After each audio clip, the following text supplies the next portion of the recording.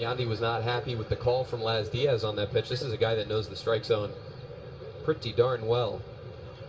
Swung at only 19% of pitches out of the strike zone this season. That's 4th best in Major League Baseball. He's one guy who has more walks than strikeouts, 39 walks to 30 strikeouts. Shallow fly ball out to center field, just over Josh Harrison and in front of Victor Robles. Yandy Diaz got beat there, didn't make great contact, but has himself a hit. Yeah, well, he figured I don't want to get punched out on this pitch twice, so this time he swung at a good cutter in off the plate. You can see that John Lester broke his bat and jammed him there, but Yandy Diaz just strong enough to get it over Josh Harrison's head for the base hit.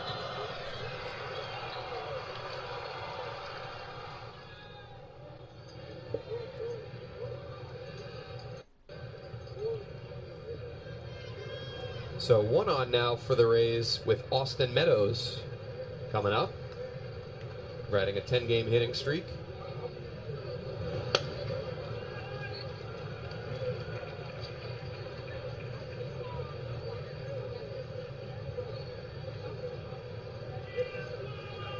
And then we were talking before the game about Austin Meadows, and I told you a story when I saw him play in 2018 when he first got called up to Pittsburgh, and I thought to myself, this is a good young left-handed hitter.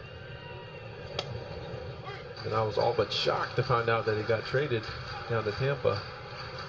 Check out our Hyundai Exmo. See your local Hyundai dealer today, because the longer you look at a new Hyundai, the more there is to like. Cool Exmo shot here of Yan Gomes with a throw right on the money to gun Joey Wendell back in the 2nd.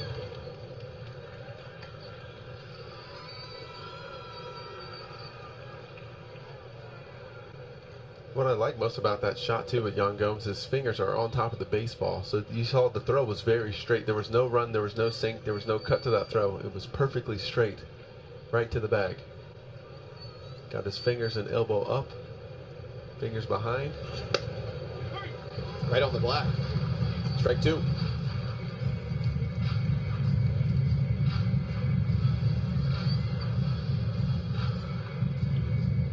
Yan Gomes now leading Major League Baseball in catcher caught stealings this season. The Nats in the shift against Meadows. 14 homers, 48 driven in. Counts full. 9th overall pick by the Pirates back in 2013.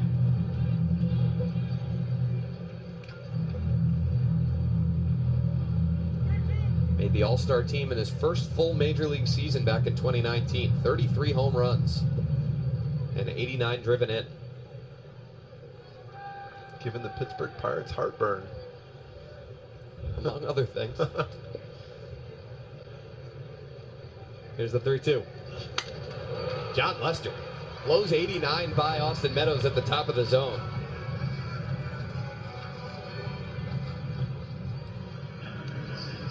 Well, here's John Lester's 2nd strikeout of the game. A cut fastball, belt high.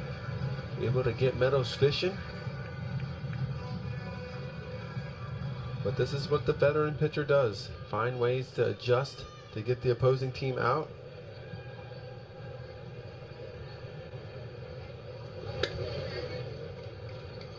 Everything in that at-bat prior to the last pitch, Justin, was middle of the quadrant, across the plate, down, everything down.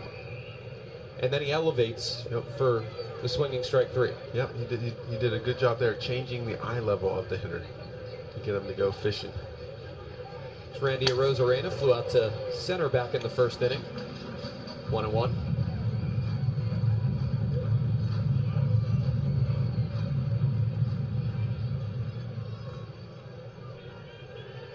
Well, for anyone who saw the World Series in the postseason last year, you know Randy Arozarena is a very good fastball hitter.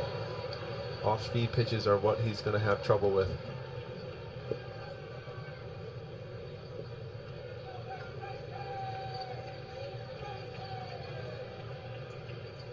John Lester well aware of that as well. Change-up, sinker, breaking ball to begin this at-bat. Another breaking ball, and Rosarena, little swimmer through the right side. That's going to move Yandy Diaz to third, and the Rays will have runners at the corners with 2 outs here in the third. Well, that's just unfortunate there for Lester. It's a perfect 2-strike curveball down here. You can get a good look at the rotation. And Rosarena just hit it off the very end of the bat. Just squibbed it out into right field for the base hit. No chance to get Diaz there. The ball was not hit hard enough.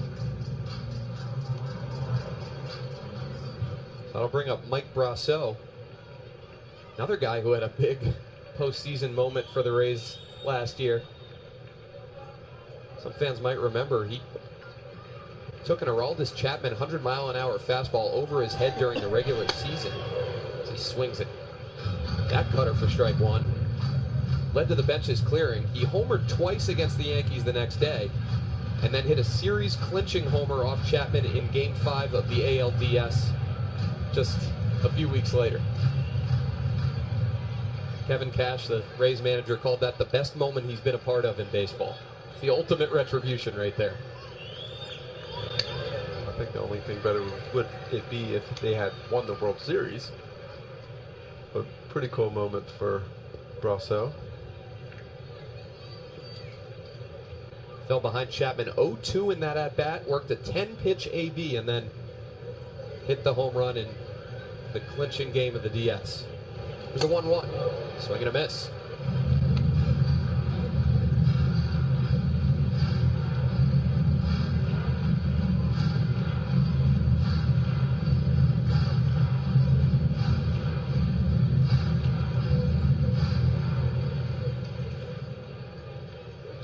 So John Lester already up to 66 pitches, trying to battle his way through a jam here in the third.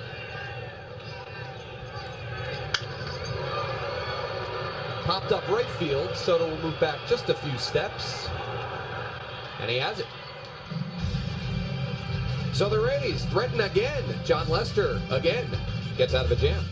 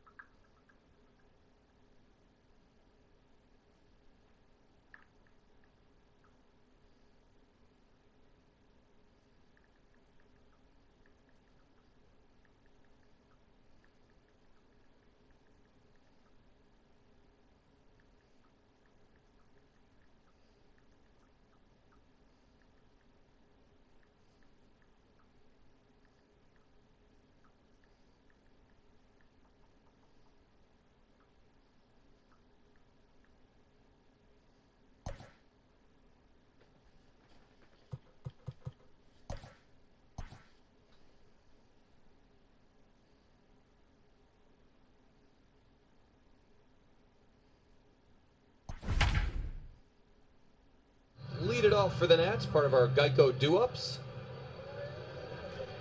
Zim, Bell, Gomes here in the fourth. Yan Gomes has hit safely in 17 of his last 24. Getting it done offensively, getting it done defensively. Hamstring feeling a little better, apparently. And he's moving around very well behind the plate. Major League Baseball. It'll be Diamond Dynasty See if Zim can stay hot.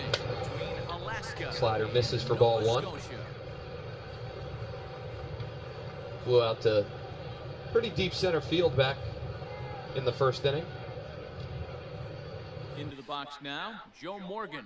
And we are set for baseball here this evening.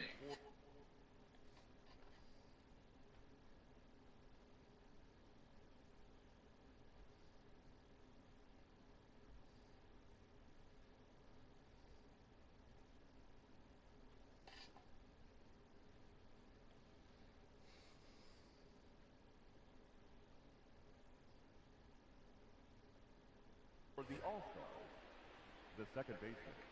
He's ready. Here's the first offering. No, that's Fastball here, too low. It's 1-0. 7 o'clock. And back-to-back pitches out of the zone to begin the evening. It's 2-0 now. And not a bad night for baseball, and even 70 degrees here at game time. And Count whoa, is 2-1. there's a swing he'd like back. It's 2-1 now.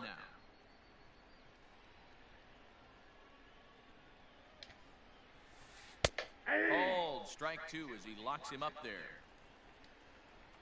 Here now the 2-2.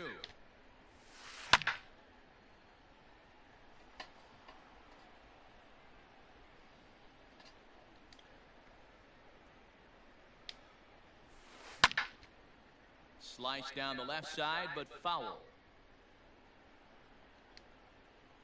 All even at 2-2. Here it is. Good pitch there as this is swung on and missed for the first out of the ball game. Now at the plate, Bryce Harper.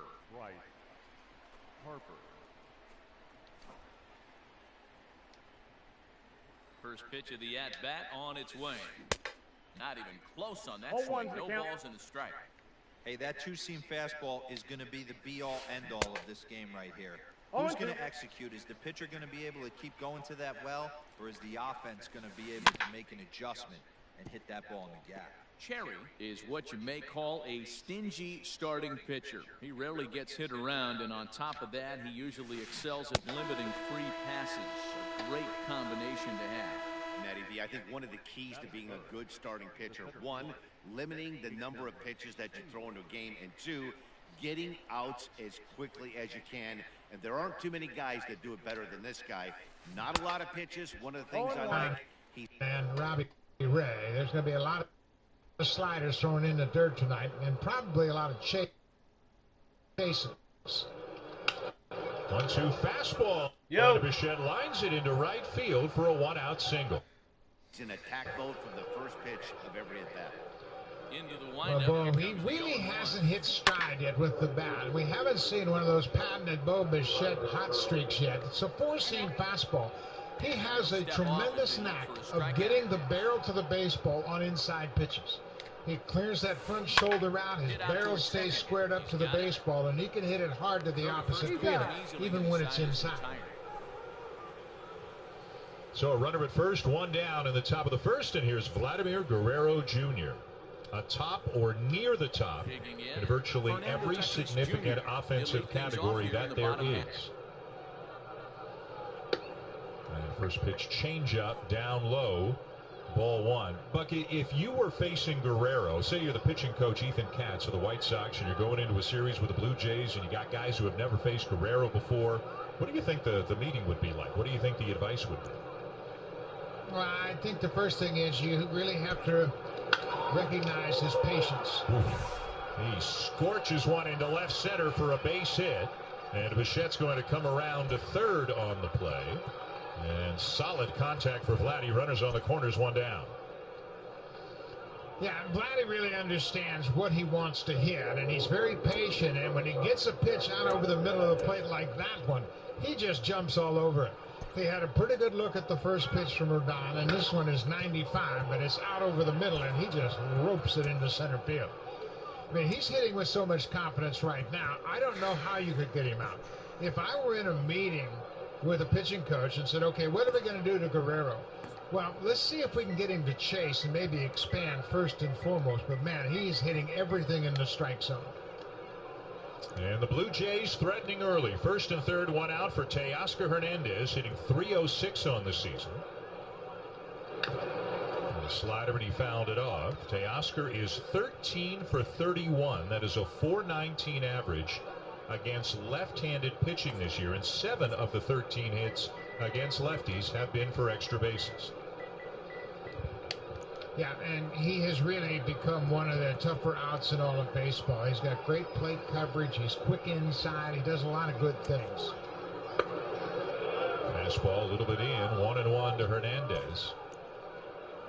And of course, in theory, the better that Teoscar Hernandez hits, the more that they have to pitch to Vladimir Guerrero. And Hernandez is certainly holding up his end of the bargain, and so is the guy on deck right now in Randall Grichuk. 1-1. Did he go? Yeah, he did. Chase down and in on the slider. 1-2. The most difficult thing about facing this Blue Jays lineup is the first 6 hitters. Every single one of them can win a game for you. They hit the ball out of the ballpark, they hit the ball to all fields, and they understand now that they don't have to carry the offense individually. They can pass the baton. 1-2, and he gets Teoscar to chase up and away. And he cannot take advantage of the first and third one-out situation. That's out number 2. Yeah, and this is a hanging slider. They wanted it down and in, and then when Teoscar saw it spinning up and out over the plate, he took a swing at it. It was probably up, but it's a good pitch to hit if you're going to go ahead and stay outside. And he's been good on pitches outside, but that time he just swung and missed it. So with 2 down, it'll be up to Grichuk. Randall hitting .282 with a dozen home runs on the season, and like Hernandez has big numbers against lefties, Grichuk is hitting .385 on the season against lefties, 20 for 52. Swing and a miss, and it's 0-1. That's a good changeup, and you can see everything is coming out of the same release point, and that's what makes Rodon so challenging. His fastball comes out, there's no hump in his slider, and his changeup just like the fastball. 0-1, and a good block behind the plate by Yasmani Grandal, keeping the runners where they are on the corners. Grandal was behind the play when Rodon threw the no-hitter, and he said it was a pleasure to call that game because everything I asked him to do, he was able to execute those pitches. This is one of the better pitching staffs in all of baseball. They lead the American League in ERA as Grichuk fouls it off, and Guerrero was running on that pitch. Very interesting. 1-1, 2 down, and Vladdy was on his way to second base on the 1-1 pitch to Grichuk. Yeah, it was interesting. Vladdy, he has a steal. He's 1 for 1, but he's not going to steal very often. He just picks his spots. He is going for the element of surprise, and it surprised me. Probably surprised you too. Absolutely. 1 ball, 2 strikes. The count. And the pitch on the way, and it is strike 3 called. Got him with a fastball up in the zone, and the Blue Jays will leave a couple of men on in the top of the first. Riley Adams headed out onto the field for his Major League debut.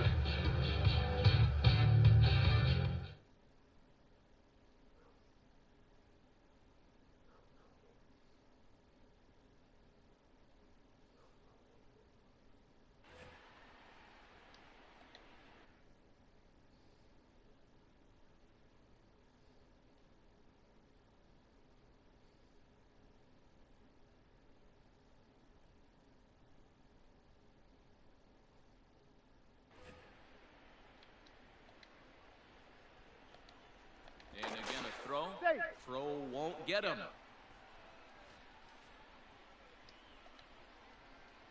Cody Bellinger at the plate now. Pitches a cold strike. Oh. He's well behind the plate. That's an easy stolen base. Good lead there at second. Here's the pitch. Fouled off. Tatis leads off second with nobody out. And a check swing here, but the bat clearly breaks the plane as he's set down for the first out. So a runner aboard at second here with 1 away. And up next, the legendary Hall of Famer Willie Mays. Behind the runner to second. Now the 0-1. Liner toward right center. Runs per game, not a ton of power. They do it more with a high batting average and a lot of walks, so an overall high on base percentage. The guy in the 2 spot, he doesn't walk very much, but boy, can he put the bat on the ball. He's kind of a throwback. Nick Madrigal, by the way, went to high school with Rowdy Tellez. An extreme contact hitter, very difficult to strike out, and we'll see how Robbie Ray fares against the White Sox tonight. Well, the White Sox are very good against left-handed starters. They have a 13-4 record against left-handed starters, and of course Robbie Ray is left-handed, so it'll be interesting to see how he matches up tonight. And he'll be throwing to the rookie catcher making his debut, Riley Adams. Big guy, big target behind the plate as Tim Anderson swings at the first pitch and lines a one-hopper off the glove of Marcus Semien into center field, and that should go as a base hit, and it does for the 2019 American League batting champion. Yeah, that's almost like, wait a minute, I wasn't set for this. That ball is hit hard, but it's a play that we've seen Marcus make before. He kind of got surprised by Anderson jumping on that first pitch, and Anderson can flat out hit. He can hit to all parts of the field, and he hits the ball hard on the line. Brings a lot of energy to the White Sox as well. So here is Madrigal. Again, not a lot of power, just 2 home runs, but incredibly hard to strike out. A very good 2-strike hitter as he takes outside ball 1. And back in the day, a lot of teams had a guy in the 2-hole like this, but there aren't that many of these guys around anymore. But he brings a lot to the team. They got some thunder around him, so they like the fact that he just puts the ball in play a lot, hits for a good average. Throw to first, and Anderson to back in comfortably. Yeah, I think you're going to see baseball react to Nick Madrigal because he is the type of guy, as you mentioned, it used to be typical number 2 hitter. And we're seeing more hitters hit the ball to right field. The hitters are trying to now minimize strikeouts, and Madrigal has done a big part in this lineup. Another throw to first, and again Anderson backing standing up. Anderson has 9 steals on the season, far and away the leader on the White Sox, but he has been thrown out 5 times. Tag, and he is out at second. Now, it's not been a real strength of the Blue Jays. They have not been able to consistently shut down the running game. There's a slider in for a strike, 1-1 on Madrigal.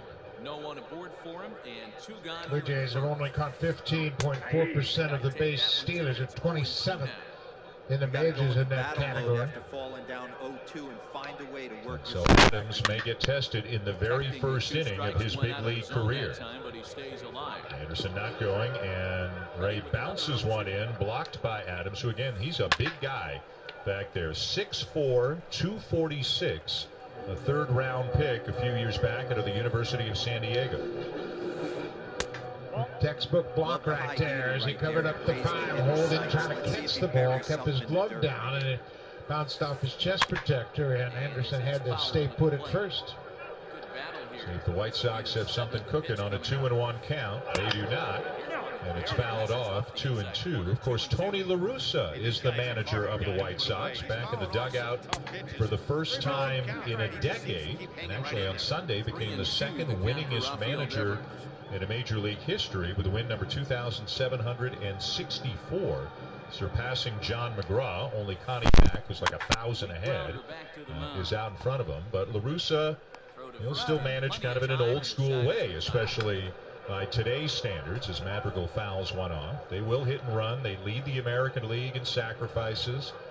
And, you know, again, La Russa's a Hall of Fame guy, right, Buck? And he's going to do things the way that he believes. Yeah, and you know what? When he took over in 1979, he was 34 years old. He was the youngest manager in the majors at that time. And now in 2021, he's the oldest manager in the majors. And he's still got that sharp mind. 2-2, swing and a miss to strike out Madrigal. Anderson will steal second on the play. So runner at second and 1 down, bottom of the 1st.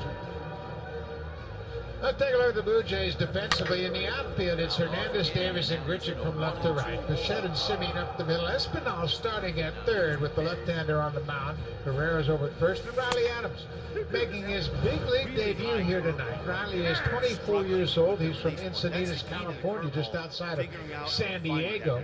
He is in his 4th minor league season. He began in the Blue Jays organization in Vancouver in 2017. So tonight is his big day. There's Yohan Moncada, the 3rd baseman and number 3 hitter for the White Sox. He takes a pitch in the dirt, ball 1. Another good player. This White Sox team, I think the White Sox and Blue Jays are going to have some great battles over the next few years. There's so many talented players on this White Sox team, and this guy is one of them. Hitting .294. He's got a .424 on base percentage. He has walked 40 times this year.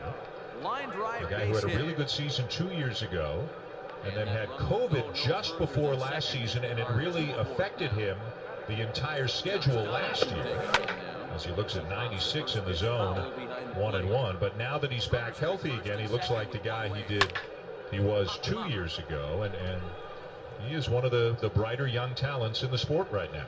Morgan ranges back. Yeah, he's a very good-looking player, and he can do a lot of things to help you win. And he's a switch hitter who actually started out in the Red Sox organization.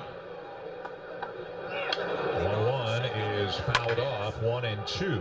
Guerrero going over for a look, but it's out of play. And Anderson with a really big kind of walking secondary lead out there at second base on that last pitch.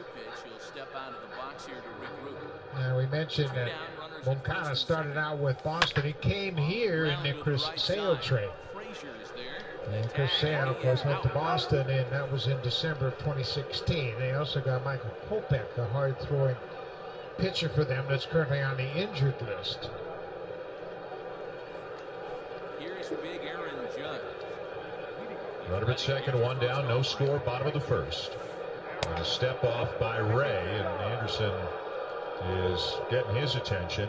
People may notice no mask for Charlie Montoyo, Pete Walker. The Blue Jays, as of yesterday technically, but today their first game day, have reached the 85% vaccination threshold, which means, among other things, they don't have to wear masks in the dugout anymore. Swing and a miss as Ray strikes out Moncada. Back-to-back strikeouts for Robbie Ray. Yeah, we mentioned both of these pitchers feature a terrific slider, and they're going to get a lot of strikeouts on their slider. Robbie Ray's slider has been consistent all year long. Same for Carlos Rodon, and they both like to throw their slider, and they both like to finish off at bats with their slider, so that'll be something to keep an eye on. How about throwing a slider, Buck, at 92 miles an hour on that last pitch? That'll work. 92 with spin and good location.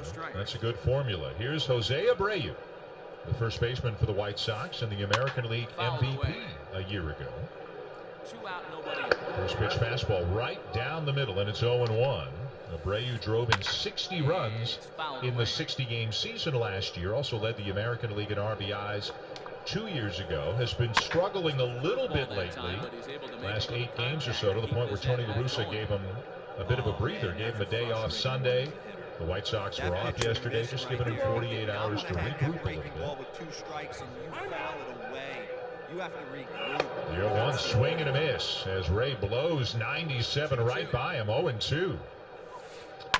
Yeah, and this is one thing Robbie Ray has to do, and he's been so good early in ball games, but it seems as though, and especially when you look at the home run numbers, that there's a point where he kind of loses focus. His stuff is so good, he shouldn't get hit around. And he is just that type of dominant pitcher. And he's given up far too many home runs for the stuff that he features. Yeah, it really is kind of a, I don't know if interesting is the right word, but for a guy who gets as much swing and a miss as he does, he also, on certain occasions, gives up a lot of hard contact. He's given up 14 home runs this year, accounting for 18 of the 23 runs he's allowed on the season. 0-2 is outside. So more than 3/4 of the runs scored against Robbie Ray this year have come on home runs. And there's no question about his effort. I mean, you can hear him. He grunts on every pitch. He puts everything into it every single time. But there's something about he gets into a tight situation and just makes a bad pitch and leaves one up out of the zone, and the guys hit it because he has such great stuff. It's an exception. 1-2, slider down and in. Abreu wouldn't bite, so it is 2 balls and 2 strikes with a runner at second and 2 down.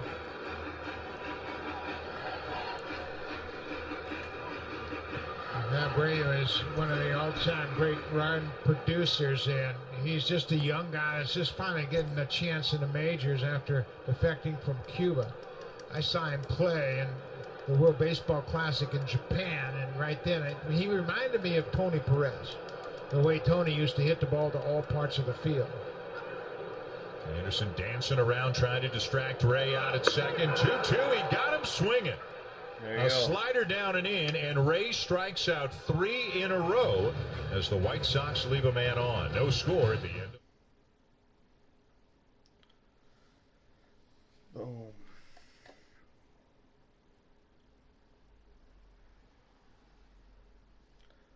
Knuckleball, I come bouncing back to you. Knuckleballers all day.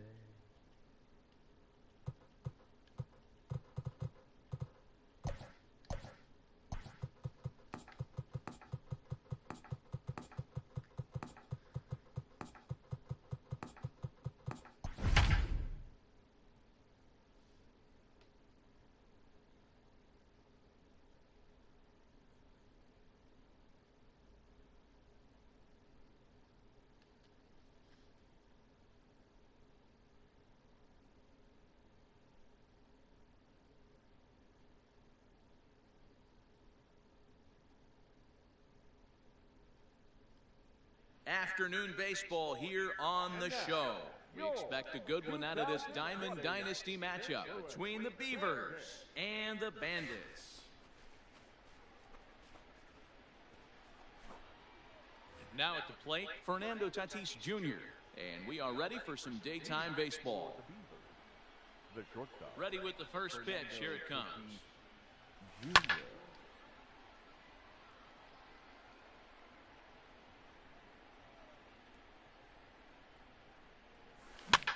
Popped him up. Walker. The White Sox tonight. A guy the White Sox non-tendered after last season. He was a free agent.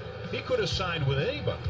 And 2 months later, they re-signed him, and aren't they happy that they did? He was basically a league average pitcher for the first 5-6 years of his career, and this year he's throwing up unbelievable numbers. An ERA under 2, hardly allows any base runners. Through the no-hitter earlier this year, the wipeout slider, 31 strikeouts and 1 walk in his last 3 starts coming into this one. The Blue Jays want to challenge themselves against one of the best pitching staffs in the American League. They will get that opportunity this week in Chicago as Lourdes Gurriel leads off this scoreless game in the top of the second and takes outside ball 1.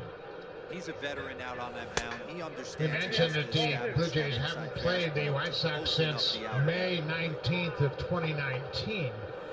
And Gurriel had one of his best stretches in 2018 against the White Sox. He had a 3-game series here in July where he went 8 for 15 and established a franchise record for 11 straight multi-hit games. And then in that final game, he stood awkwardly into second base in the 9th inning and was out for a month. Takes a fastball over the outside corner, 2-1 on Gurriel. Rodon tonight. Lance Lynn, who's got a 1.23 ERA tomorrow night, and then the veteran Dallas Keuchel on Thursday night. The Blue Jays countering with Alek Manoah tomorrow and Hyunjin Ryu Thursday. Some great matchups. 2-1 and a changeup down and away, and Gurriel does well to take that, and the count is now strongly in his favor at 3-1. Yeah, when he was here during that stretch in 2018, Rodon actually started that final game on July 29th. He had a couple of hits against him in that game. Fastball in just above the knees. Gurriel knew it, and it's a full count as he leads off the second with Santiago Espinal and Jonathan Davis still to come. If anybody gets on, then Riley Adams will get his first big league at bat here in the top of the second. He'll lead things off here in the bottom half of the first. Here's the pitch. 3-2. And the fastball popped up down the right field line, but just foul by a couple of feet. One on its way. Now, Gurriel's just now starting to get things going with the bat. He had a very slow start to his season, but recently you've seen that swing coming back as he's been really kind of measuring up hitters lately. He had a decent homestand. He had 375 on the homestand and had a home run and drove in 3 runs while they were in Buffalo. So that's a good sign, and everybody keeps saying, boy, when we get Springer back, this is going to be a very deep lineup. But the top 6 guys have really done a good job.